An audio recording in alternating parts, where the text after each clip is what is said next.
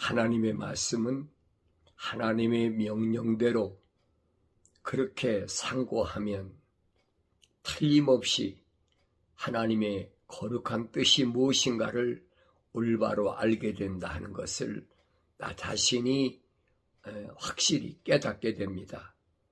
그래서 첫사람 아담이 하나님 동산에서 쫓겨나서 세상에 내려온 이후에 창세기 4장 이후부터는 누가 통치하느냐? 하나님의 하늘의 종, 하나님 천사들이라고 하죠. 하늘의 사역자, 타락하지 않은 네 그룹의 천사, 이들이 이제 하나님의 거룩한 백성들을 하나님께서 어떻게 원하시는지, 어떤 방향으로 인도하시는지를 자세히 이제 통치하는 것을 보여주고 있습니다.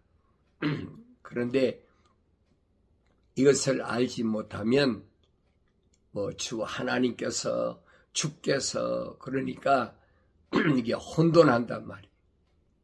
근데 성경을 자세히 읽어보면 이게 보여요. 소위 말하면 분별이 된다는 얘기. 분별이 안 될 때는 혼돈이지. 혼돈이 와가지고 뭐가 무엇인지를 올바로 알지 못해요. 그러니까 날마다 하나님 말씀을 상고하고 말씀과 기도가 끊어지지 않는 삶, 말씀과 기도가 끊어지지 않는 삶이란 이 육체를 가리킨 것이 아니에요. 이 육체는 일할 때 일하고 쉴 때 쉬고 그리고 이 육체 안에 있는 내가 항상 하나님 말씀을 되새김질하고 분리가 안 되면 안 되는 거죠. 일하면서도 내 속에서는 항상 하나님 말씀을 되새김질하잖아요. 하나님 말씀이 되새김질하게 될 때 내 육체로 보이는 것을 통해서 하나님께서 말씀하신 것을 다시 한번 깨닫게 되고, 그래서 내가 세상을 살아가는 그 올바른 길이 무언가를 깨닫게 해준다. 이게 구약에서 그 선제들 통해서 약속하신 말씀들은 다 누굴 통해서? 천사를 통해서 계시한 거예요. 물론 아무나 되는 건 아니죠. 성령의 감동이 와야 그 천사를 통해서 계시가 오는 거지, 성령의 감동이 없는데 천사를 통해 계시는 안 옵니다. 그러니까 천사들은 누구를 통해서? 항상 거룩한 자들을 통해서만이 하나님의 그 계획, 그 하나님의 뜻을 밝혀주신다. 우리는 그것을 환상이라 계시라 그러잖아요. 그래서 특별히 다니엘서에 대해서 제가 여러분에게 누차에 말씀드리는 것이, 다니엘은 바벨론으로 포로 잡혀갔던 사람. 그런데 네 소년이 잡혀갔었죠. 그 많은 사람들 중에 이 거룩한 뜻을 품은, 다시 말하면 하나님의 거룩한 사랑의 호흡이 들어간 이 네 소년 다니엘과 사드락과 메삭과 아벳느고, 이 네 소년을 통해서 우리는 민족적으로 바벨론에 포로 잡혀갔다면, 오늘 우리는 하늘 아래 땅에 포로된 상태다. 그렇게 보면 틀림이 없어요. 거룩한 것을 떠나서 포로된 상태에서 내가 어떻게 거룩함을 유지해야 되느냐 하는 겁니다.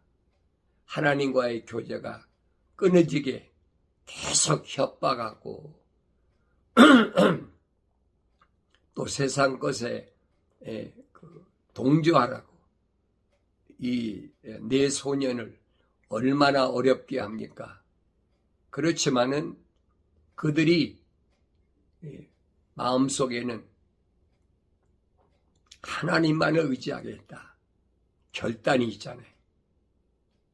그때 가브리엘 전사를 통해서 이제 하나님의 거룩한 뜻을 깨닫게 해준다. 다니엘서에 보면은 그런 내용들이 상당히 많이 나왔어요.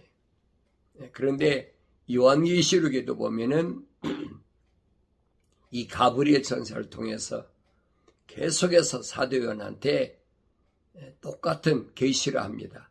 마지막 때에 어떻게 일어날 것이냐. 하나님의 아들이 기준이 됐다. BC와 AD 하나님의 아들이 이 땅에 육신을 입고 오신 중심이라고 그러죠. 그러니까 기원전과 기원 후가 어떻게 천사들이 계시하는 것이 더 확실해졌느냐. 이게 주님이 기원 전과 기원 후의 중심이잖아요. 기준이란 말이 기준. 이게 안 보이면 안 돼요. 주님이 다른 말씀하신 게 아니에요. 기원 전에 선지자들을 통해서 계시하신 하나님의 천사를 통해서 약속하신 그 말씀들이 주님이 뭐라고 말씀하셨는지, 그리고 주님이 약속하신 그 말씀이 다른 말씀이 아니에요. 주님이 말씀하시잖아요. 나는 아버지의 사람들에게 아버지의 말씀을 전했습니다.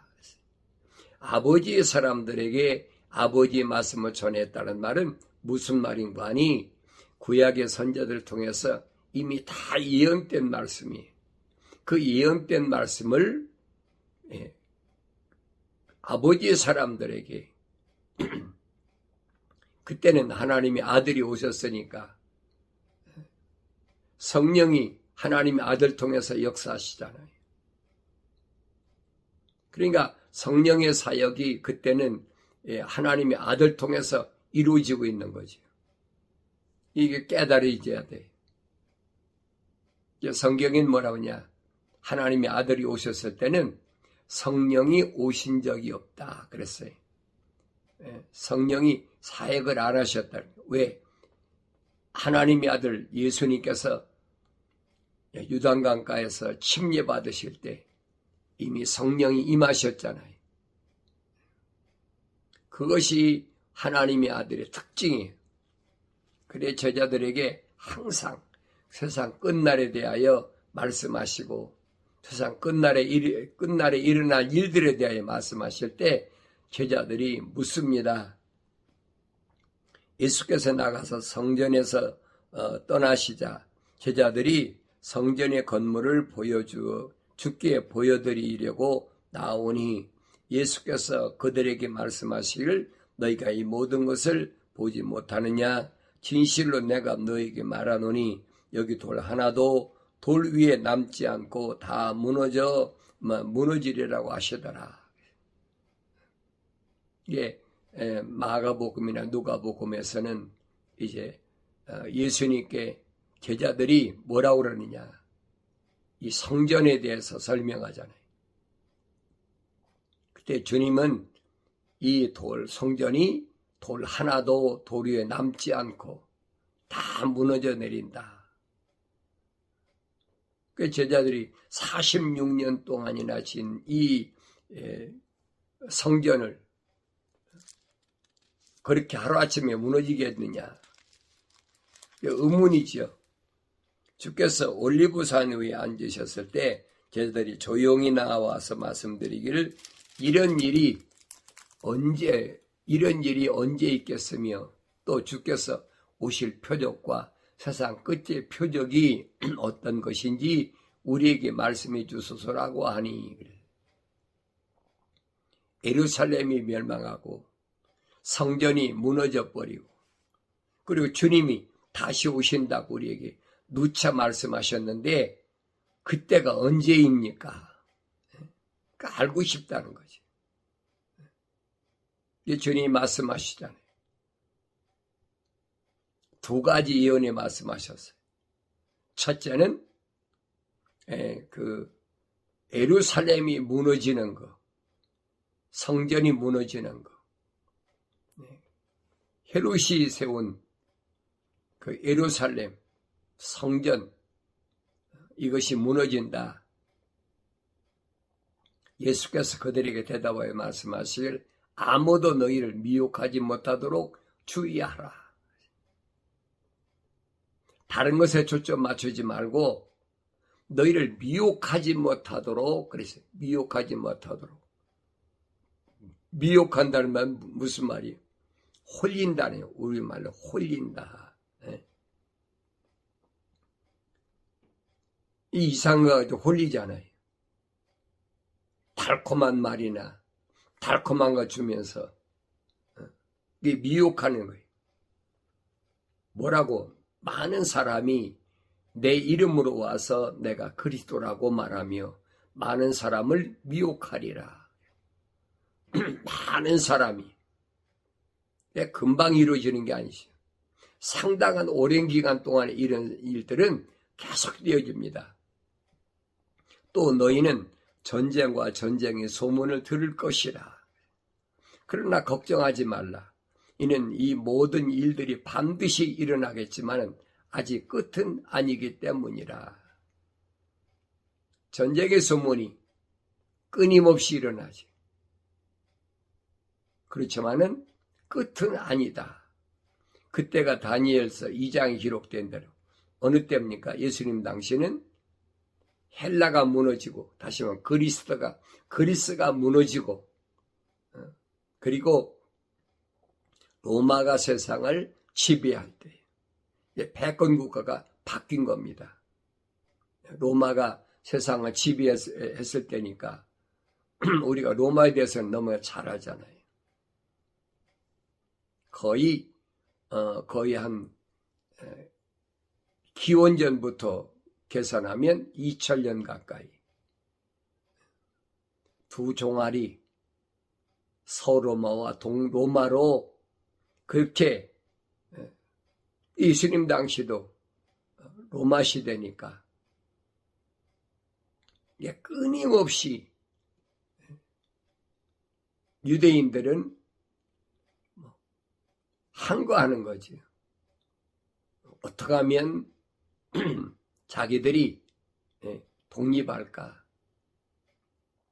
주님이 하신 말씀은 다른 것이 아니에요. 예루살렘에 의인 10사람이 없으면 멸망한다는 거예요. 그게 보여져야지. 그 아브라함 때 하나님께서 아브라함에게 약속하신 거예요. 소돔과 고모라가 의인 10명이 없을 때 유황불로 멸망한 것을 내가 똑바로 보라는 거예요. 그러니까 의인 10사람이 없으면 예루살렘은 반드시 무너지는데 얼마나 무참하게 무너지느냐. 돌 하나도 도로 위에 놓이지 않도록 아주 요즘 말로 박살나버린다는 거지. 그래서 예수님은 제자들을 120명을 예루살렘을 떠나지 말라. 그럼 왜 120명이냐? 왜 120명이냐? 이스라엘이 12지파잖아요. 12지파가 멸망하지 않으려면 한 지파에 의인 10사람이 있어야 돼. 그 약속이니까. 그러니까 120명을 주님이 예루살렘에서 떠나지 말라고 약속을 기다리라고 하신 거예요. 그게 보여져야 돼요. 요한계시록 가면 뭐라고 그럽니까? 120명을 통해서 12지파에 뭐가 더합니까? 14만 4천이 더해지잖아요. 주님 약속하셨네. 30배, 60배, 100배 그랬잖아요. 그 100배 이루어진 것이 뭐냐? 각 지파에서 10명씩에서 120명이 100배 모여 12,000이잖아요. 그래서 12,000이 모여서 14만 4천이 된 거예요. 성경에 빠진 것이 없어요. 그 14만 4천이 누구를 설명하고 있느냐? 그들은 어린 양을 따르는데 어린 양이 어디로 인도하든지 따라가는 자들이라. 그래서 그들이 새 노래를 부르면서 루시퍼가 쫓겨났던 자리, 다시 말하면 북과 관악기를 가지고 하나님을 찬송하던 그 자리에 하나님께 찬송드릴 14만 4천이란 말이에요. 그들 보면은 동정들이다, 더럽히지 않았다, 깨끗하다. 요한계시록에 자세히 나와 있잖아요. 그러니까 이런 전쟁과 전쟁의 소문이 난다고 내가 두려워할 문제가 하나도 아니라는 거예요. 왜? 이미 다 예언된 말씀이에요. 약속된 거예요. 이게 피할 수가 없어요. 평화하지만 평화가 어디 있습니까? 다 거짓말이죠. 그러면서 민족이 민족을 대적하고 나라가 나라를 대적하여 일어나겠으며 기근과 역병과 지진이 여러 곳에서 있을 것이니 이 모든 것들이 고통의 시작이니라 그랬어요. 고통의 시작. 이런 일들이 언제 일어나겠느냐? 주님이 예언하신 말씀은 예루살렘에서 거룩한 부르심을 받은 교회들이 120명 제자들을 통해서 엄청나게 하루에 3,000명씩 5,000명씩 막 몰려들잖아요. 그러니까 핍박이 시작된 거예요. 핍박이 시작되니까 그들이 어떻게 합니까? 뿔뿔이 다 흩어져 버리죠. 북쪽으로 시리아로 또 더 멀리는 이제 지금으로 말하면 에게의 건너편에 그 유대인들이야 그때만 흩어진 게 아니지요. 이미 북이스라엘이 멸망할 때도 그때 다 흩어졌잖아요. 그러니까 유대인이 없는 것이 없어요. 이것은 하나님의 계획이에요. 거룩한 계획.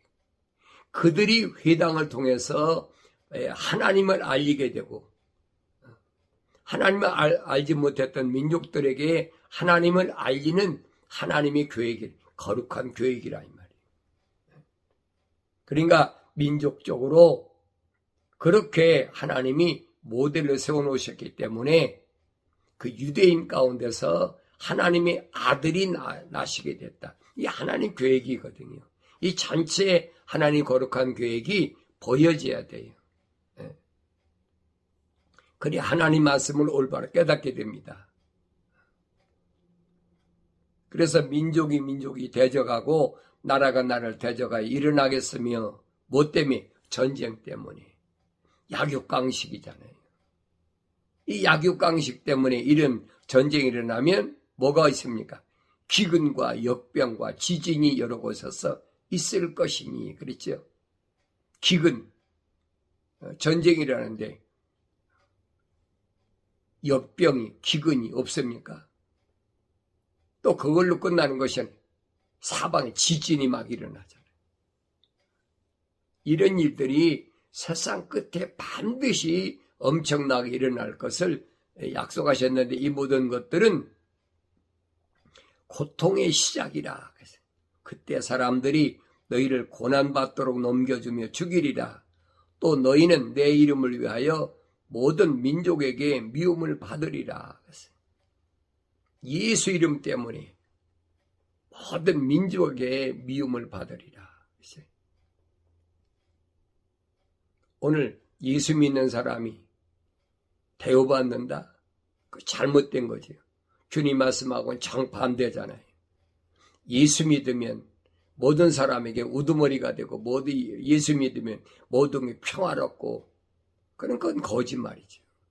주님이 하신 말씀 들어보세요. 복음서를 잘 읽어보세요. 뭐라고 그러셨나.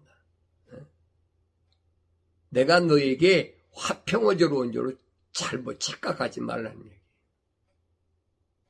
내가 너에게 검을 주러 왔다.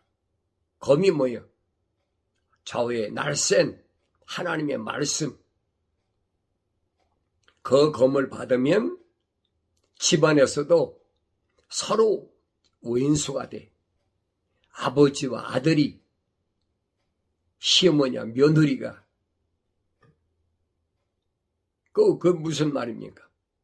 다시 말하면 하나님 거룩한 사랑의 호흡으로 조성된 사람과 그렇지 않은 사람과 딱 분리가 된다는 거예요. 그러니까 안 된다면 이상하지. 주님도 말씀하시잖아요. 누가 내 형제고 모친이며 내 자매냐. 하늘에 계신 하나님 아버지의 거룩한 뜻을 행하는 자가, 그 뜻대로 행하는 자가 내 형제요 자매의 모친이니라. 다시 말하면 하나님의 거룩한 사랑의 호흡으로 조성된 사람, 그 사람이 내 형제요 자매의 모친이라는 얘기. 그 사람이 뭐 성령으로 완성돼야 되지요. 그것이 창세기 1장이든 하나님의 형상을 닮은 사람이 하나님의 모습들까지 가는 거예요. 그러니까 이 땅에 있는 사람들은 다 누구냐? 첫사람 아담처럼 하나님의 형상을 닮은 사람들이 시대마다 있기 때문에 그 사람들을 위해서 하나님의 종들을, 선자들을 세워놓으셨다. 그런데 하나님의 형상을 담지 않은 사람들이 얼마나 많아요. 그래서 요한계시록 가보면 그랬잖아요. 모든 풀이나 이 자연은 해하지 말아라. 그랬어요. 다만 누구만 사람은 사람인데 이마에 입맞지 않은 사람, 다시 말하면 성령 받지 않은 사람, 미완성된 사람. 그래서 깨닫게 된다는 거예요. 그래서 내 대환란에서 나온 많은 성도들이 그때 환란을 통해서 깨닫고 돌아선다는 거지. 그게 마지막 추수 때 누굴 통해서? 두 증인을 통해서 증거되는 거예요. 그러니까 이런 말씀들을 내가 경건의 훈련을 통해서 올바로 깨닫고 보여져야 생각과 마음과 삶의 가치관이 더 이상은 하늘 아래에 있지 않고 하늘 위에 내 아버지 집에 목표를 두고 살아간다. 그렇다고 이 땅에 사는 동안에 먹지도 않고 입지도 않고 삽니까? 아니잖아요. 바벨론으로 포로 잡혀갔던 유대인들이 먹지도 않고 입지도 않고 그러고 살았습니까? 아니잖아요. 이 네 소년 보세요. 느부갓네살왕이 먹는, 왕이 먹는 진수성찬을 갖다 줘도 그거 거절하잖아요. 우리는 콩죽을 먹겠다. 이 말씀들이 뭔가를 아셔야 돼요. 주님도 하신 말씀이 그거예요. 뭘 먹을까, 입을까, 마실까? 그건 네 문제가 아니니까 항상 너는 먼저 네 생각과 마음과 삶의 가치관이 어디 있느냐? 하나님의 나라에 있어야 된다. 하나님 나라. 그리고 그분의 약속이 뭔지, 그분의 명령이 뭔지 그거에 삶의 초점을 맞춰라. 그러면 그분께서 내가 이 땅에 사는 동안, 다시 말하면 내 육체 안에 있는 내가 완성될 때까지 그분이 다 책임져 주신다는 거예요. 하나님이 흙으로 지으신 것을 내가 임의로 파괴할 수가 있습니까? 그 살인이라고 그러잖아요. 살인이라. 이게 자살하는 사람은 안 되는 거예요. 이 육신 안에 있는, 틀 안에 있는 내가 완성되면 자동적으로 사도들 보세요.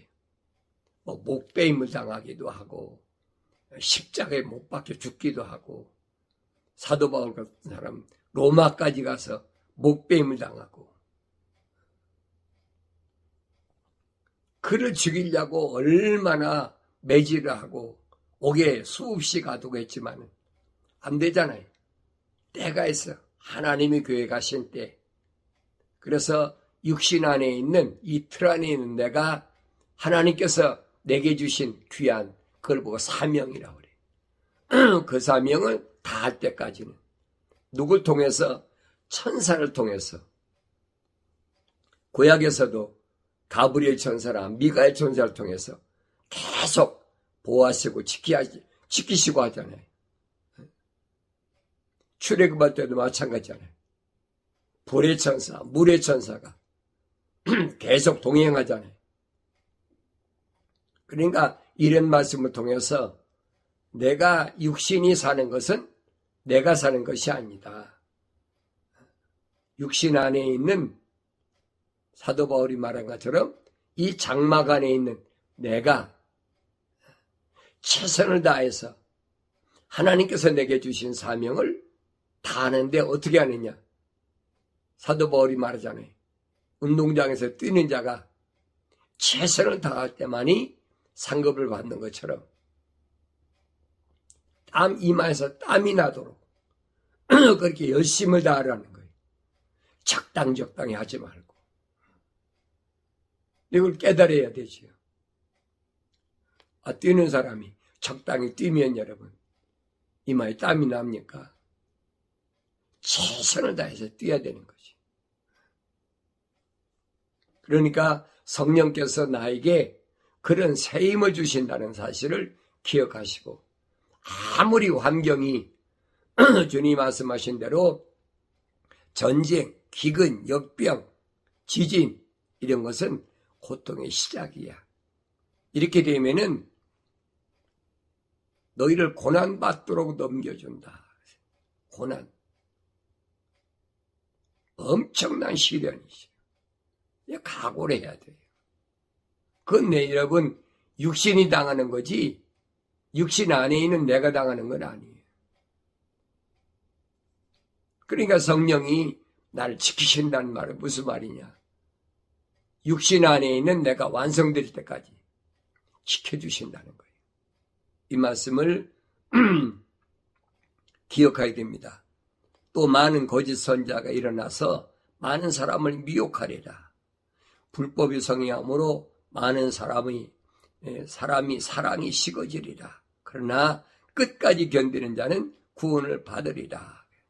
끝까지 약속하신 그때까지 인내하는 성령 받으면 열매가 오래 참음이잖아요. 사랑과 희락과 오래 참음이 있어요. 성령 안 받으면 못 견디는 거예요. 성령 안 받으면 어떻게 견딥니까? 육신의 린치를 가하는데, 육신의 사도 바울처럼 몽둥이 뜀질이 온다. 육신의 돌팔매질이 오는데 성령께서 이 모든 것을 지키도록 감당할 수 있도록 힘을 주신다는 사실을 이 아침에 말씀을 통해서 분명히 아시고, 아무리 세상이